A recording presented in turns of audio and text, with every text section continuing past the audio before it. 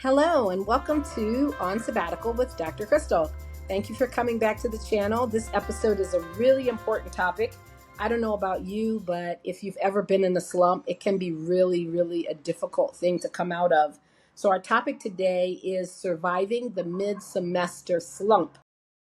And this is the strategies for both you as the educator in the room, the adult in charge or the administrator in charge, as well as the students that you're serving and teaching. So I came up with this topic because I noticed there was an abundance of content creators on YouTube, Instagram, talking about ways to bring yourself back from burnout in winter. We have minor challenges and minor setbacks, additionally, with already a busy, stressful life with demanding responsibilities in work, inside of work, and outside of work. If you're in the Midwestern part of the country or the East Coast and you're on semesters, 16 weeks, the 8th week is actually this week if you started the week of Martin Luther King holiday. The university that I taught at for 18 years and the one that I taught at before that as a doctoral student or doctoral candidate all had spring break, which was in week 8. And one of the habits that I myself found myself caught up in every year was that I would say, oh, I'll just catch up and do that on spring break. So when spring break comes, not only am I not traveling, not relaxing, not restoring my energy, but I'm actually piling on extra things to do. So this channel, I like to address topics that I think would have really helped me when I was in my teaching career. Actually, let me stop and introduce myself. So my name is Dr. Crystal Harris. I'm a semi-retired academic, social psychologist by training, and I taught in a state school, a regional institution in Illinois for 17 and a half years. And prior to that, 2 years is a doctoral candidate at the institution where I earned my doctorate. So if you currently feel drained or you feel like you're coming back from spring break or you're on spring break now, it's Thursday afternoon, and so many of the things that you piled into this week you haven't done or haven't gotten started on, this episode is for you. I want you to know that the mid-semester slump is a real thing that affects everyone. It's also something that affects people on both sides of the classroom. And if you're feeling disengaged and overwhelmed and almost at the point of giving up, in this episode, we want to talk about some holistic ways that you can then re-engage and address your needs and the needs of your students that are creative and culturally responsive. We want to reignite your energy and just reconnect with the initial enthusiasm that hopefully you started the semester with just 2 months ago. Whether you're teaching in person or online, I know you're probably also aware that your students are feeling disengaged. And many students at this point, if they're struggling in week 8 or 9, there's a tendency for them to just drop off the radar. And that, of course, then snowballs and makes the situation worse. And that snowball effect makes it additionally not only more work on them, but also more work on you. One of the things that I think is really important is for us to role model for students how we can build resilience and how we can re-engage when we have a setback. As a social psychologist, I often talked to students and did what I call metacognition activities, where we often had discussions about how things were going for them and for the class as a whole. 4 topics that I want to talk about today as a way to help you get through this slump. One is how important it is to normalize the mid-semester slump. 2, some examples and ideas to reignite your own energy first. It's hard for us to model something that's not authentic, and that'll always show up in terms of how we are presenting ourselves. And then 3rd category is ways for you to help your students reconnect and engage with their goal and purpose for the semester. And then lastly, I have a list of podcasts and online resources that I think might be of interest to you. And then if you stay tuned to the very end, I also have a resource that I personally am developing and would love to tell you more about how you can become a part of that. One thing that I wished I had known is that this idea that everybody's got it all together, everybody is just doing fine, is really a lie from the pit of hell. Most people are not. Now, the people who might be doing really well, to be honest with you, are people who've already rearranged their career in the ways in which they're doing the things that matter to them, and they're only doing those things. And there is a way to build a career like that. I wished I had known about it sooner than I did, but I do know that there are people who are not struggling and who are not stressed out and who are not overwhelmed because they know how to say no. They know how to make sure they get the classes they want, the schedule they want, the projects they want, the grants they want, and or they recruit people to support them in those endeavors, and those people are doing the heavy lifting, not them. But that's probably a separate episode. So I want to normalize that the mid-semester slump is something that is real and that impacts most people, particularly if you're new to the academic game. And if you're a person who's been in the academic game a long time, 5, 10, 20 years, you're mid-career, maybe you're even newly tenured, you may also still feel the slump because there's always going to be more work to do than you can humanly get done. There's always going to be, if you're not careful, people who will need you to do things that will cause you to be delivering at an area where you don't get a chance to rest and revive yourself afterwards. So I do want to remind you also that, even social science and medical science tells us that fatigue, it doesn't necessarily just impact your motivation, but also your focus, your short-term memory, and your overall psychological well-being. So if you have struggled with depression or anxiety that's been situational in the past, you may also find that that contributes to the way in which this mid-semester additional demands is going to show up for you in terms of physical symptoms, emotional symptoms. So getting rest, proper nutrition, movement, and scheduling time for social support is all going to be extra important for you at this time. And if you know you haven't been doing that, then of course the fatigue is going to exacerbate any other symptoms that you're feeling. And then the third thing I want to say about normalizing burnout is there's also this thing called collective burnout. And so, as a society, we are also experiencing collective burnout, especially if you're a person where, as a result of the work that you do, you can't afford to turn off the TV, the news, and not watch maybe certain aspects of social media. I mean, maybe you can, limit it or consume it in smaller quantities.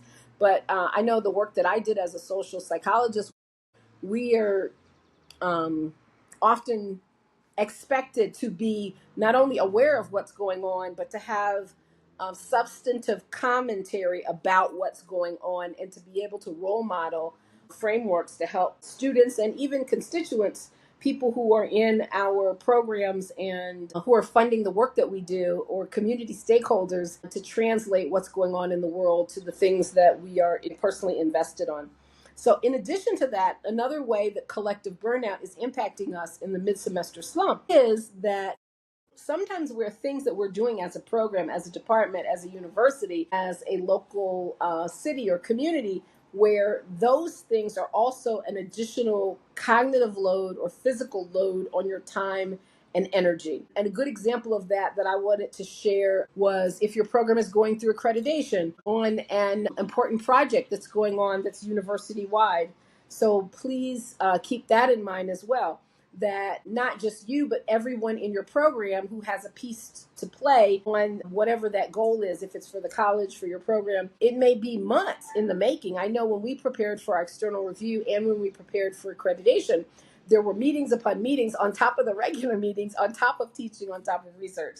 So this is an example of what I would call the collective burnout. And often we don't acknowledge the role that collective burnout plays in our ability to be, to just kind of keep at stability, homeostasis, things that need to also happen. So we go through this period where we're done with something, we haven't had a chance to celebrate it, we're moving on to the next thing. And then the next thing we know is we are once again experiencing high levels of burnout. So that's really all I want to say about normalizing it, is that it's important for you to acknowledge for yourself, hey, what have I been doing to take care of myself and to rebuild those energy stores so that I can continue to deliver at the level to which I need to deliver on the things that matter to me, or the things that I am the primary stakeholder for. So that means that you can't be all things to all people, but we'll talk about that in just a second. So my next topic is, how do you rebuild your own energy stores? How do you reignite your own energy? So you got to do that before you can be a model and a person who builds and supplies into others.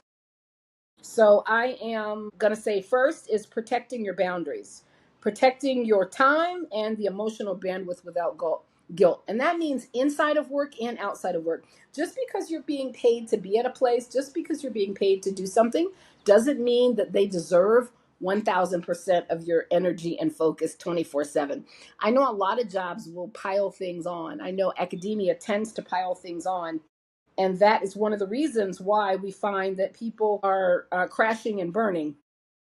And so protecting those boundaries looks like making sure that when someone asks you to do something, well, first of all, making sure that you're clear on what your priorities are and what your foci is going to be for you to get things done.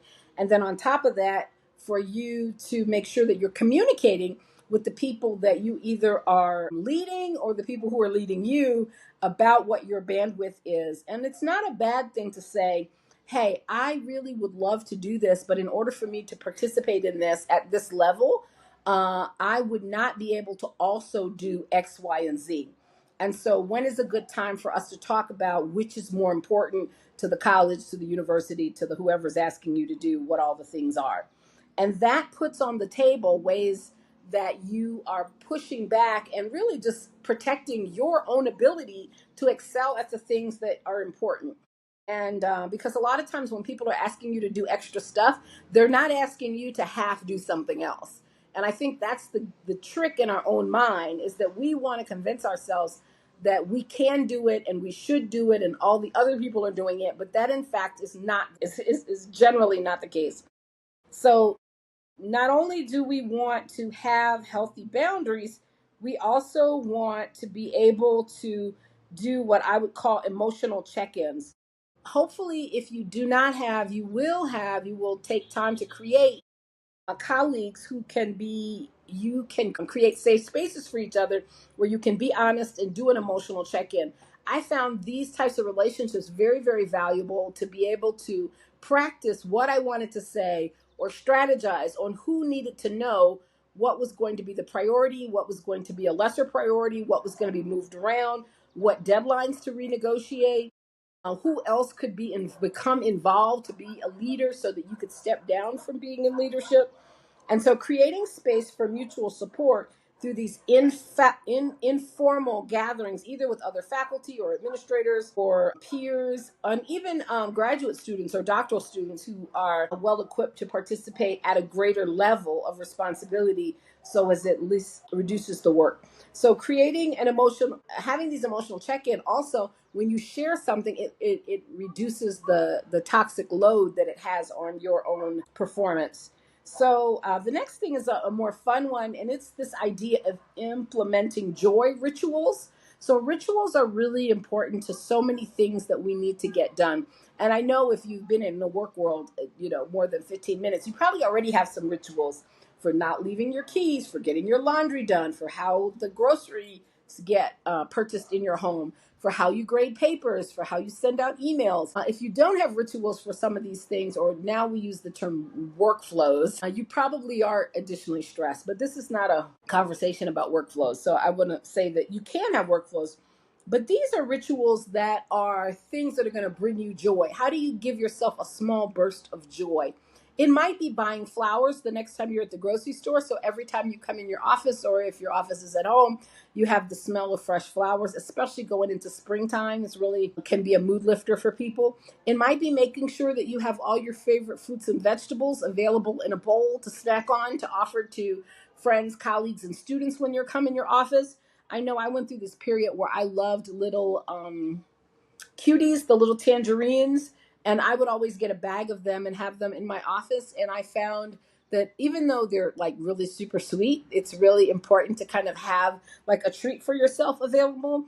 And I always felt like it was a little bit more special than, having a candy bar out of a vending machine, which is kind of eh. So, not saying that I don't have a sweet tooth like other people, but so it could be something like doing a 5 or 10 minute meditation tape after you work for an hour, making sure that you're taking breaks.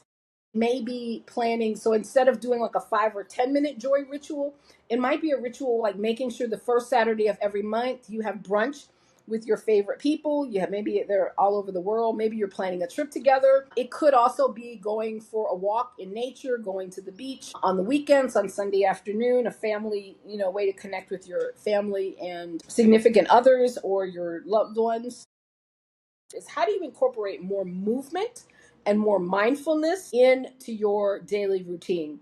Research has shown that both of these are practices that help us with reducing stress and inducing serotonin so that we can have that feel good hormone working for us and not against us. And so these could be something like going to a yoga class.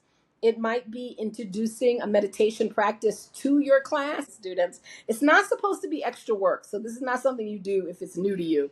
But if you've already been a person who practices meditation, who enjoys it and thinks it would be good for your students and they would be open to it, then that would be a way that you could incorporate it. Joy, not just for them, but for you, because you're being able to do it as a part of the course practices. And then another idea is, how do you get creative with your pedagogy? Again, it will help students, but it's really about helping you and making your job light and fun again, and reconnecting with some of the things that you love about your pedagogy.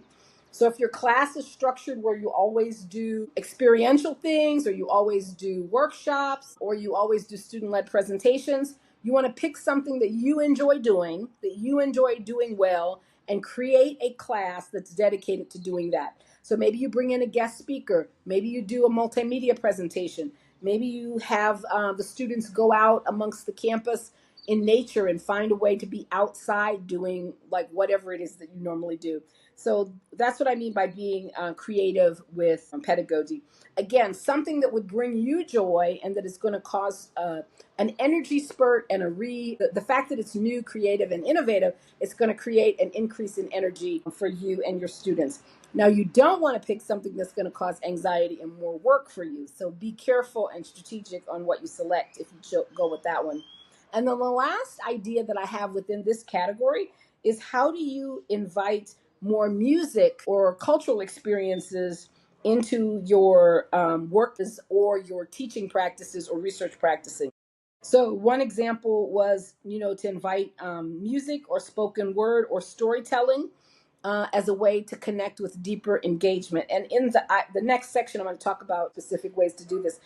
But again, if you're a person who loves music or a certain type of music, then finding a way to weave that into a practice that you're doing as part of your work routine could also be really helpful. And also storytelling. One of the things that I really enjoyed doing was having guest speakers, other students who, like if I was teaching first year students, I would invite senior or junior level students who were in the capstone courses, the harder courses, to talk about the ways in which their first year experience had allowed them to be successful with what they were doing now.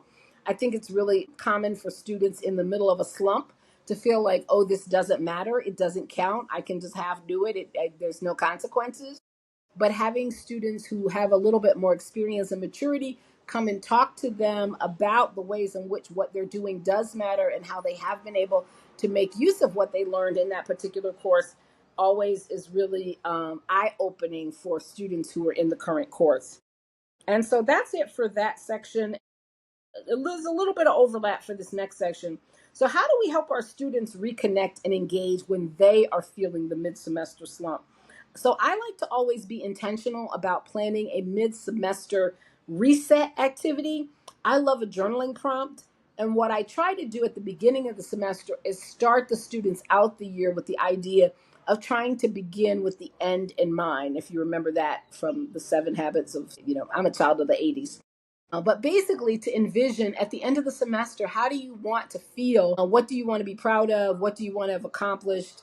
How do you want to show up for yourself and for your studies and your goal of getting your degree this semester? So one of the ways that there are two ways you could do this. One is you can have them revisit that journal entry. Usually I will have them turn it in or turn in a copy of it or upload a copy of it. And so then I can make it available to them again. They know where it is on Blackboard so they can pull it up. But the way that I approach this at the end of spring break when we come back is I ask them 3 questions. And you don't have to do all 3 of them. You could do 1 of them or 2 of them. And I like to give them at least 5 to 7 minutes to think, process, and write a few lines to get started. And then I also like, if the time available if your class period, which mine often was 75 minutes, Tuesday, Thursday, Monday, Wednesday format, then I would then give them half a class period. So they're also processing this in small groups as they're doing it. So the first question is, what is one thing that you've learned or a skill that you've gained so far this semester? The second one is, what is a challenge that you're currently facing this semester when it comes to your academic goals? And then what is a goal that you have for how you want to show up and finish this semester? And what that does is it helps them to take stock of things that have changed since they set those initial goals. And it also helps them to be in community and hold themselves and others accountable as they're in these discussions. I put them in either pairs or triads where they're talking about and can support each other. And I also give very specific instructions on how to show support. Many of my students would come from sometimes places where they couldn't remember the last time somebody had encouraged them on their academic goals. So the goal in the triad or for the partner is to listen, to basically paraphrase what they heard, and to offer encouragement and support, to say, I heard you say this, I'm acknowledging this, I believe that you can do this, and I am going to be here to support you. Because these are students who are going to be together for another 8 weeks, right? So, and then they can also talk about what does support look like when it comes to that particular area. And sometimes it's things like being prepared for class, remembering when, dates that things are due so they can turn things on time. And sometimes it's things that has nothing to do with class, like being able to get organized the night before so that I can leave home on time, so that I'm not stuck in traffic, so that I'm not, parking so far away from the room, so it also not only gives them that encouragement and support, but it also, by saying them out loud, it helps them hear that these are things that are problems that can be solved. So that's the reflective journaling exercise and the 3 questions. And of course, there's 100 different options and so many places where people have written about this. So I'm not going to belabor that. But I do think a journaling exercise is one good way to do a reflection. It doesn't have to be journaling, but at the entry point after spring break into the new semester, and then adding some area of community and accountability. So I really do that in 2 steps of the first part, by putting them in groups. And sometimes they're in project groups. And as part of their project groups for their final project that they're doing together, a presentation or a research project, I create mini low stakes assignments where they're just reporting that their group is meeting, and letting me know how effective those groups have been when it comes to check-ins. So whatever check-ins they were supposed to do during the course of the semester, I make sure that they have one when they come back from spring break, and I give them something simple to do, to answer, questions to answer about that particular check-in meeting. So that way I make sure that it happens. And even if they've fallen off, the second half of the semester is where, in my course, project-based group work really kind of takes more of a center stage. And the last suggestion that I'm not going to talk much about, it's a strategy of using gamification to get students excited about doing something that's fun. I was maybe 3 or 4 years ago given a little award by Kahoot because I created so many Kahoots. I love Kahoot. I used it as a way to take attendance or to give extra credit at the end of a class when a lot of people would start leaving early. And it was never for actual. So if you answered any question, no matter how wrong it was, you were going to get the point for being in the Kahoot. And then I would sometimes give extra credit to the person who got the most points, because I maintained that just having fun and laughing, and I had content-based questions on the Kahoot, as well as really silly, crazy questions, like things about who won the basketball game, the previous week, which some people would always know and some people would never know. Or what was the date of the next choral concert, for students who were in that type of, or the theater program or something like that. It's fun, it's entertaining, it's light, and it's a way to gain some extra credit points for things that, are good to have students being reminded of and refreshed. So gamification as a way of getting students excited and energized after the semester is also something. But again, creating a Kahoot or any gamification software that you want to use is something that takes time. It's not something you already know how to do, or maybe you're using it to do super serious stuff and you're just finding a way to do one that's fun and easy to get to know the students, or to get the students to know each other, or to get the students, or for you to have an understanding of how they feel about certain things, answering, like a Likert Stale question, for example. So that's it as far as re-engaging and getting students to reconnect with their motivation and their purpose for learning. And then this last section is about online resources, which what I did was I had 2 or 3 podcasts that I have found very helpful for this type of content in the last couple of years. I don't listen to them all the time, but when I do listen to them, I'm usually looking for something specific, and then I find a couple other episodes that are really interesting to me, and then I invest in making the time to listen to those episodes. And a lot of times these podcasters also have resources for that particular episode. Now, I will be honest with you, I have always felt like there was a need for more podcasts that were about the experiences of BIPOC faculty and leaders in higher education, or working with BIPOC students. Black and brown podcasters and students' needs is something where there's still really a shortage. So there are 5 that I have listed here. And the first 3 are actually I only have 4. There are 5 that are named, but 2 of them are no longer creating new content. So they have great content, but both of them stopped a couple of years ago and they've moved on to other priorities. So the first one is Teaching in Higher Ed. You may have heard of this before. It's Stokowik. I'm probably messing up her name. But anyway, so this is a podcast that explores strategies for effective and inclusive teaching, for student engagement and faculty well-being. 3 things I care a lot about. So I'm going to have a handout that I'm going to post a link to on this episode, where you can look at the links to the episode that I thought were relevant to this particular topic. Now, I would say, just to be completely honest, these are also podcasts where they might go a month and have not a single topic that relates to me or that I care about. And so they're not things that I'm listening to like regularly, but they are people who have a very deep list of content ideas where they've posted, they've been going on every week for years, in other words. So they have had some amazing guests and some amazing topics that I've found very, very fruitful and useful, and would highly recommend those particular episodes. Another one is a newer podcast. It's not one that I listened to, but came up on the list in my research. And so I did listen to this one episode and I thought it was really good. The name of my upcoming podcast is My Academic Life. This podcast is called The Academic Life, and it's sponsored by New Books Network, and it's by Christine Gessler. And it covers the holistic experience of faculty, including mentorship, burnout, and career transition. And while I'm on the subject, since it's a close name, My Academic Life is a podcast that I hope it's going to launch this month, but it will be launching soon. I've got a couple episodes finished that need to be edited and released. And I'm in San Jose, I'm in San Jose, Costa Rica. And last week I had some dental surgery, so I'm a little behind on my original timeline to getting that out.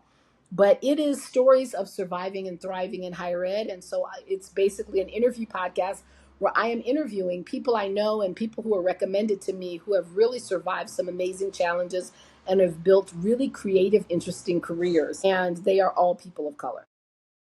So men and women, and in the faculty space and in the educational leadership side. The Academic Life, this is one that is relatively new, meaning it hasn't been out for years. I think it came out a year ago, and it also has weekly content.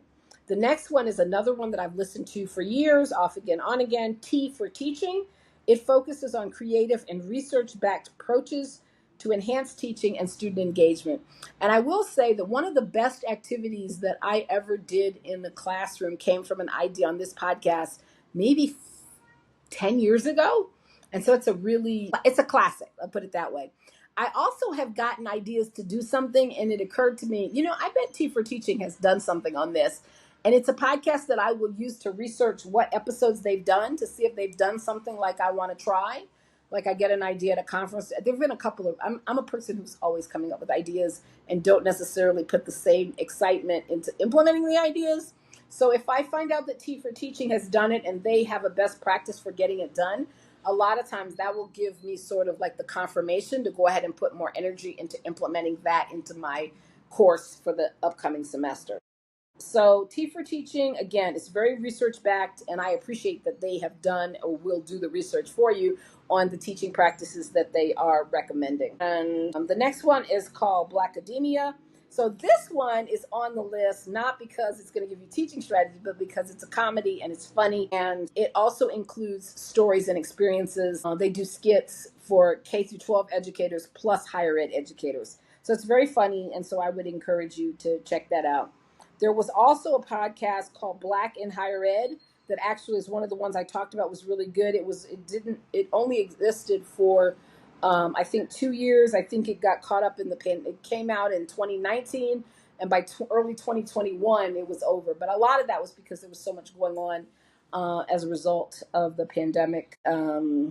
Yeah, so I would encourage you to check it out as well. So it's a podcast space used to discuss matters related to Black experiences in higher education settings and circumstances regarding students, administrators, and faculty. And the host is Jamil Adams. And Jamil has gone on to do a different podcast, I since have learned. And it's not necessarily higher ed or academic focused, but I would say that he's a good host and you should check him out. And on a similar vein is Latinx in Academia, N as in EN, in Espanol. And this one ended in 2021, but it highlights stories and experiences of Latinx scholars, offering insights on resilience, mentorship, and thriving in academic spaces. So very similar goals as the podcast that I'm launching, but it's not out anymore anyway. So, and what they talk about, which I think is really important, the host, Marcela Frisida Rodriguez, explores the Latinx community's complicated relationship with academia. Not everyone pursues higher education in that community, like all communities, and some people's educational journey ends much earlier than expected. So they're talking about some really difficult topics about what are some of the things that end people's educational journey in higher ed within the Latinx community. So I listened to a couple episodes of that one as well, and I really thought they provided some important, useful information. If you are Latinx or you are working in a system where there are other Latinx colleagues that you want to be supportive of, or Latinx students that you have in your classroom, I would highly recommend it. Like I said, their last episode came out in 2021, but they have some really great content in there that's still available on all podcasts.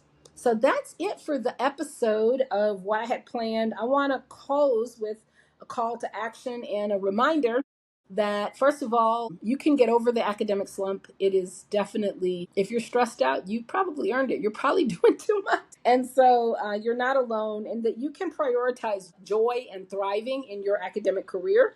You can do the things that benefit both you and your students. Use this refresh, reset time as a way to think about how when you're ready and when you're prepared and when you're thriving, they're going to thrive. They're going to see that energy and it's going to translate over to them. I would love it if you made it to the end of the podcast, if you would comment with just one thing that you heard in this episode that you found helpful, that you want to apply.